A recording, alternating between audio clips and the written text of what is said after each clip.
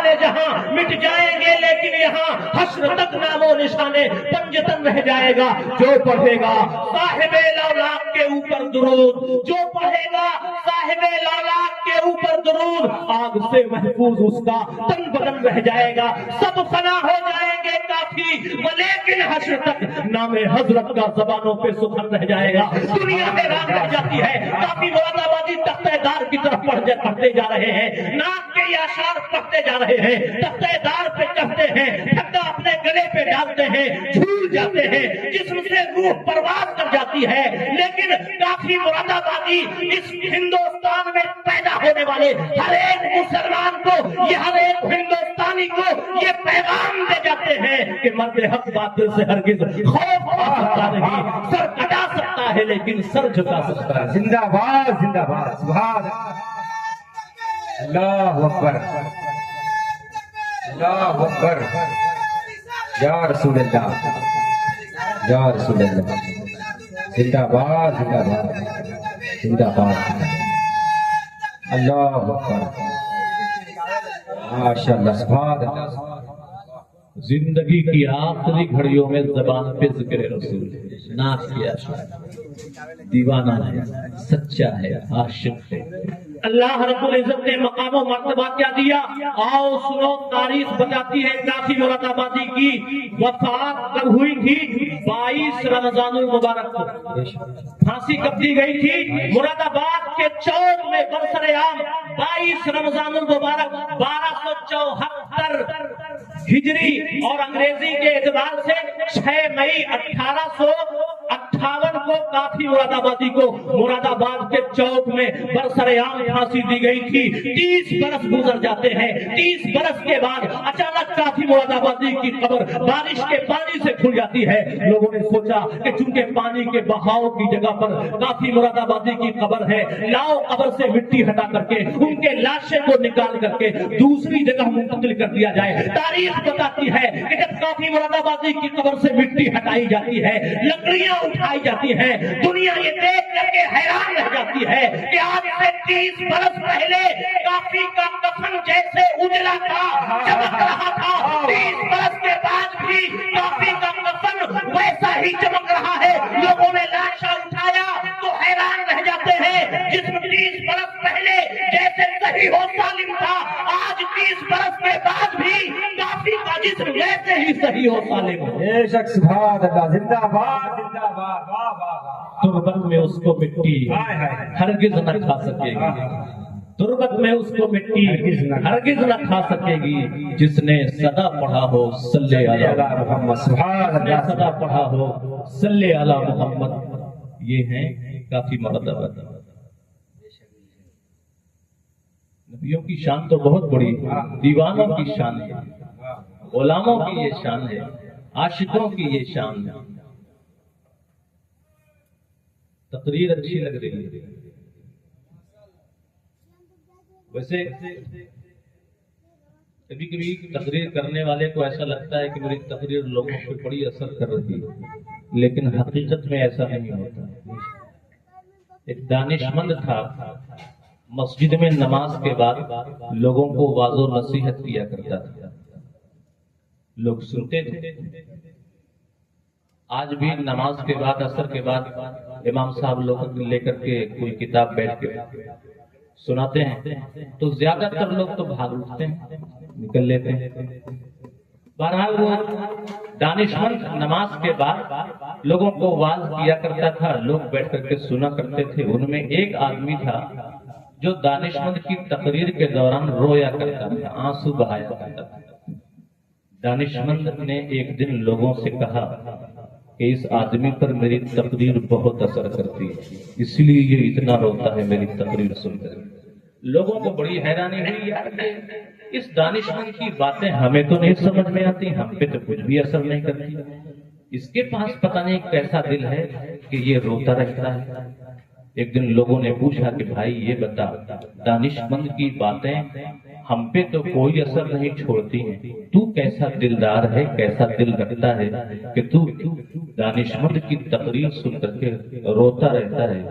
तो उसने कहा कि मैं दानिशमंद की तकरीर की सुन करके नहीं रोता हूँ, میں دانشمند کی تقریر سن کر کے نہیں روتا. واقعہ یہ ہے، سچی بات یہ ہے کہ میں نے ایک بکرا پالا تھا. میں اس سے بڑی محبت کرتا تھا، مجھے اس سے بہت محبت تھی. وہ بوڑھا ہوا اور مر گیا. وہ بوڑھا ہوا مر گیا. جب میں دانشمند کی تقریر سنتا ہوں اور دانشمند کا چہرہ سنتا ہوں تو مجھے اپنے بکرے کی یاد آ جاتی ہے، اس لیے میں روتا ہوں. کہا کیوں؟ کہا اصل میں دانشمند کی داڑھی جتنی لمبی ہے میرے بکرے کی داڑھی بھی کچھ ایسی ہی لمبی تھی، اس لیے مجھے اپنے بکرے کی یاد آ جاتی ہے، اس لیے میں روتا ہوں. تو کبھی کبھی ہم سمجھتے ہیں کہ لوگ بڑا اچھا سن رہے ہیں، لیکن وجہ کچھ اور ہوتی ہے. خیر کچھ دیر اور سنیں. میں یہ کہہ رہا تھا کہ جو دن کسی اللہ کے پیارے سے نسبت رکھ لے وہ دن ممتاز ہو جایا کرتا ہے. جو جگہ اللہ والے سے نسبت حاصل کر لے وہ جگہ ممتاز ہو جایا کرتی ہے. اور ان ممتاز دنوں میں، ان ممتاز جگہوں میں اللہ یہ چاہتا ہے کہ اس کے ماننے والے عبادتیں زیادہ کریں، نیک کام زیادہ کریں، کیونکہ رب کائنات ثواب بڑھا دیا کرتا ہے. ابن ماجہ کی ایک حدیث سناتا ہوں، بالکل بات واضح ہو جائے گی، آپ کی سمجھ میں آ جائے گی کہ واقعی جن جگہوں کو نسبت حاصل ہو جائے کسی اللہ کے پیارے سے، ان وہ جگہیں افضل ہو جاتی ہیں اور ان میں نیک کاموں کا ثواب بڑھ جایا کرتا ہے. ابن ماجہ صحاح ستہ میں سے ہے، حدیث کی کتاب ہے. ابن ماجہ مدارس میں پڑھائی جاتی ہے، حدیث ہے. رسول گرامی وقار علیہ الصلوۃ والسلام ارشاد فرماتے ہیں صلاۃ الرجل فی بیتہ بالصلاۃ وصلاته فی مسجد القبائل ب25 صلاۃ.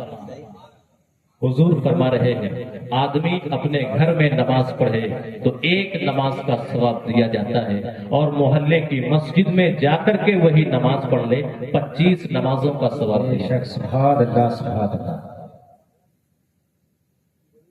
محلے کی مسجد میں نماز پڑھ رہا ہے تو اکیلا نہیں پڑھ رہا ہے، محلے کے اور نیک لوگ نماز پڑھ رہے ہیں اور نمازی مسجد میں آ رہے ہیں. چونکہ اس مسجد کو نمازیوں سے نسبت حاصل ہے، ان نمازیوں سے جو اللہ کی محبت میں نمازیں پڑھ رہے ہیں، عبادتیں کر رہے ہیں. مسجد کی زمین کو چونکہ اللہ والوں سے، نمازیوں سے نسبت حاصل ہو گئی، اس لیے رب کائنات نے ثواب بڑھا دیا.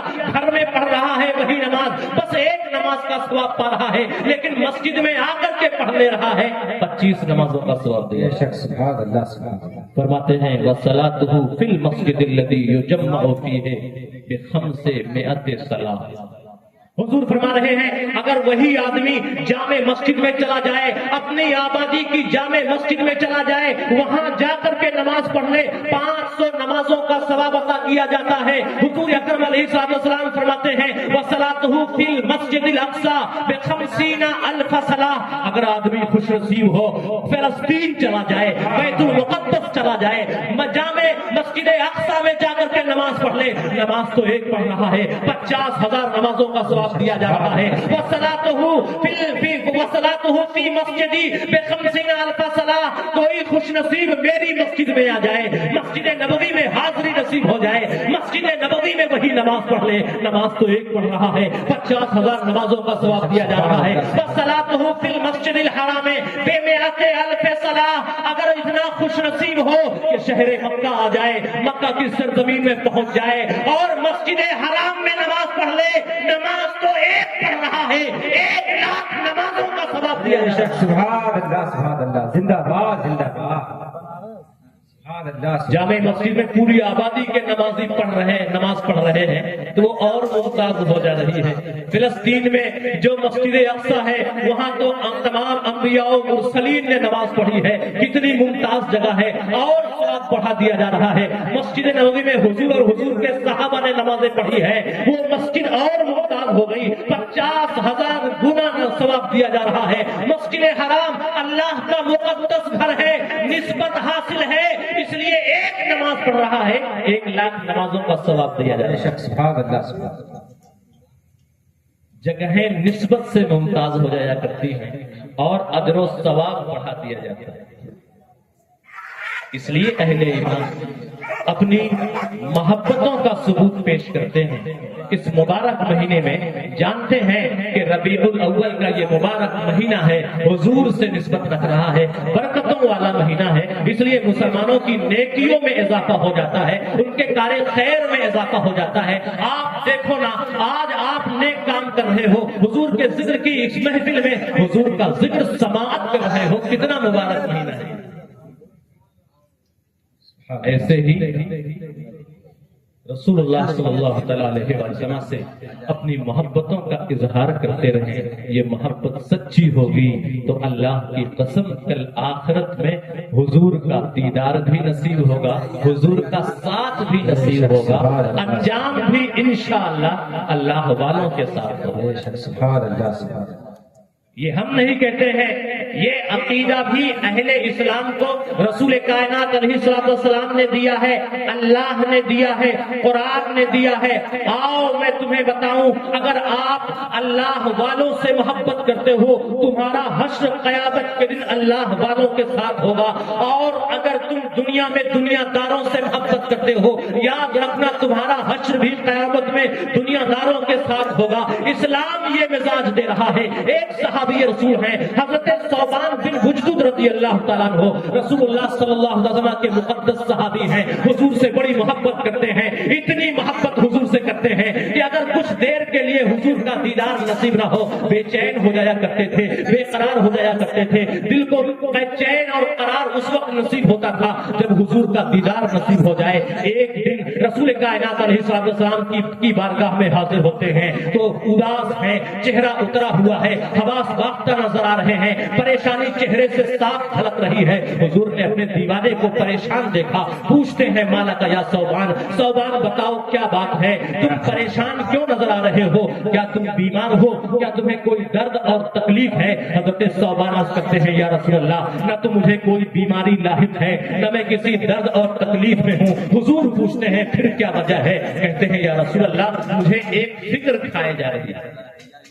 یا رسول اللہ میں ایک سوچ میں ڈوبا ہوا ہوں اور وہ سوچ مجھے کھائے جا رہی ہے, پریشان کر رہی ہے. حضور نے پوچھا تمہاری فکر کیا ہے, تو عرض کرتے ہیں یا رسول اللہ دنیا میں آپ سے محبت کا عالم یہ ہے کہ اگر کچھ دیر کے لیے آپ کو نہ دیکھوں تو بے قرار ہو جاتا ہوں, اگر کچھ دیر کے لیے آپ نظروں سے اوجھل ہو جائیں, آپ سے دوری ہو جائے تو بے قرار ہو جاتا ہوں, بے چین ہو جاتا ہوں, شدید گھبراہٹ میں مبتلا ہو جاتا ہوں, اور دل کو قرار اس وقت نصیب ہوتا ہے جب آپ کے رخ زیبا کا دیدار ہو جائے, آپ کی زیارت نصیب ہو جائے. یا رسول اللہ میں یہ سوچ رہا ہوں کہ کل قیامت کے دن اے اللہ کے رسول چونکہ آپ نبیوں کے سردار ہیں اس لیے آپ جنت کے سب سے اونچے درجے پر فائز ہوں گے, اور میں ٹھہرا ایک ادنا امتی, اگر اللہ کے فضل سے جنت میں داخلہ نصیب بھی ہوا تو جنت کے سب سے نچلے طبقے میں رہوں گا.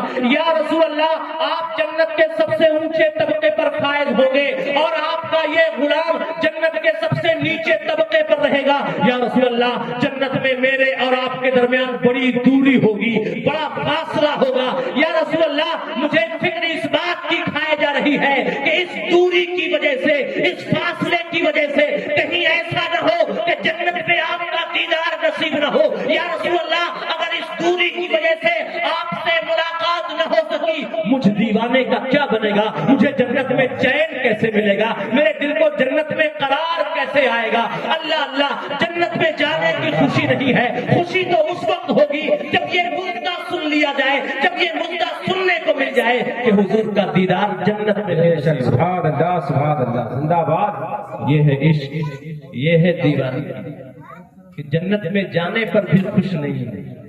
خوشی تو اس وقت ہوگی جب یہ مزدہ سنا دیا جائے, جب یہ خوشخبری دے دی جائے کہ جنت میں بھی حضور کا دیدار.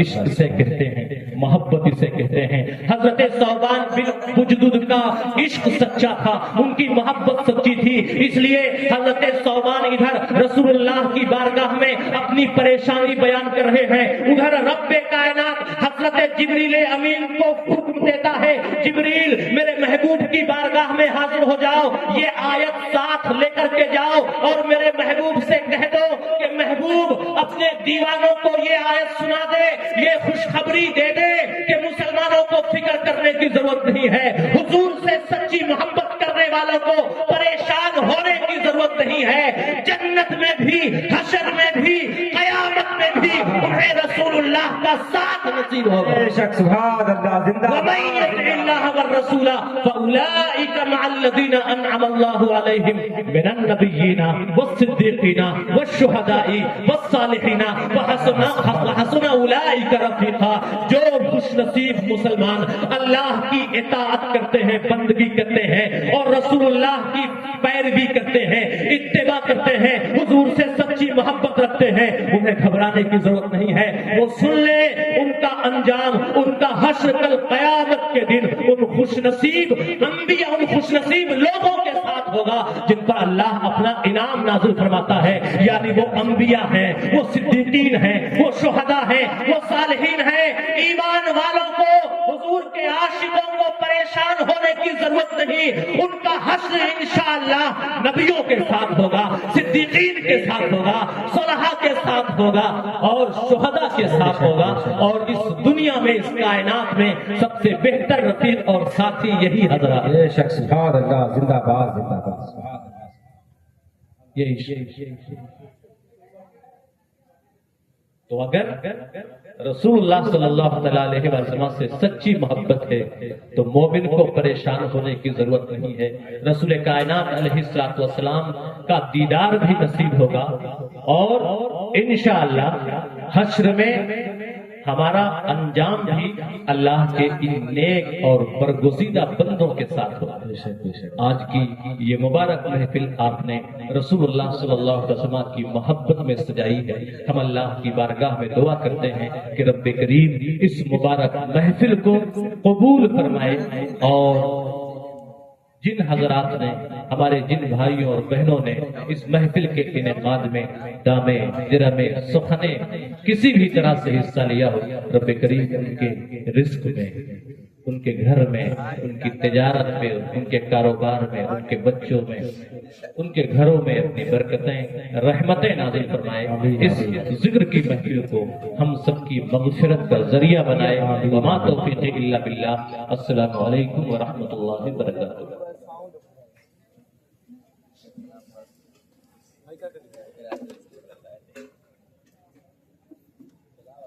اوپر چاہتا ہوں میں اوپر ہو جائے میرے تو